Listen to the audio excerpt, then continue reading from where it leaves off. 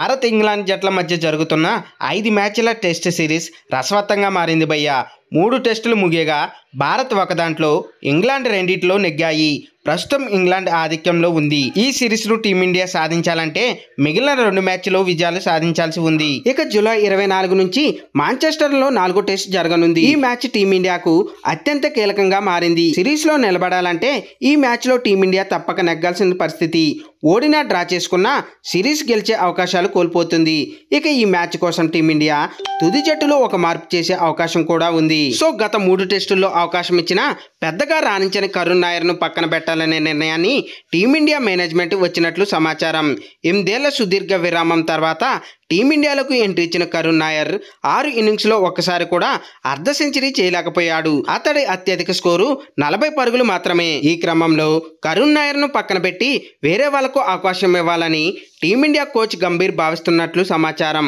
ప్రస్తుతం team India playing 11లో చోటు కోసం సాయి సుదర్శన్, అభిమన్యు ఈశ్వరన్ ఎదురు చూస్తున్నారు. అయితే తొలి టెస్టులో సాయి సుదర్శన్కు అవకాశం ఇవ్వగా తొలి ఇన్నింగ్స్లో డక్అవుట్ అయ్యాడు.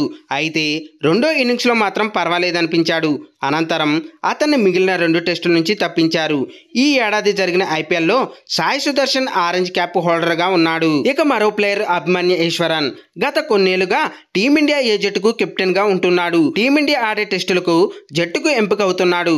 అయితే ప్లేయింగ్ 11లో మాత్రం అవకాశాలు రావడం లేదు. ఫస్ట్ క్లాస్ క్రికెట్లో 27 సెంచరీలు చేశాడు. 7,000కు పైగా పరుగులు సాధించాడు. ఈ క్రమంలో అభిమన్యు ఈశ్వరన్కు ఒక్క అవకాశం ఇచ్చి చూడాలనే నిర్ణయానికి వచ్చినట్లు కూడా సమాచారం. అయితే సాయి సుదర్శన్ కంటే కూడా అభిమన్యు ఈశ్వరన్కే ప్లేయింగ్ 11లో చోటు దక్కే అవకాశాలు ఉన్నాయి. ఏది ఏమైనా ఈ సిరీస్లో ఉండాలంటే 4వ టెస్టులో భారత్ తప్పక నెగ్గాల్సి ఉంటుంది. లేదంటే మరో మ్యాచ్ మిగిలి ఉండగానే ఇంగ్లాండ్కు సిరీస్ను అప్పచెప్పనున్నారు. ఇక ఇదిలా ఉంటే 4వ టెస్టు కోసం టీమిండియా తుది జట్టు అంచనా ఇదే భయ్యా.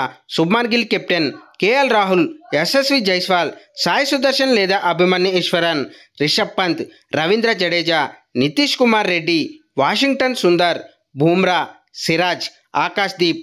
ఫ్రెండ్స్, దీనిపై మీ అభిప్రాయాలు కింద కామెంట్స్ రూపంలో తెలియజేయండి. ఇలాంటి మోర్ క్రికెట్ ఇన్ఫర్మేషన్ వీడియోస్ కోసం మన ఛానల్ని సబ్స్క్రైబ్ చేసుకోండి.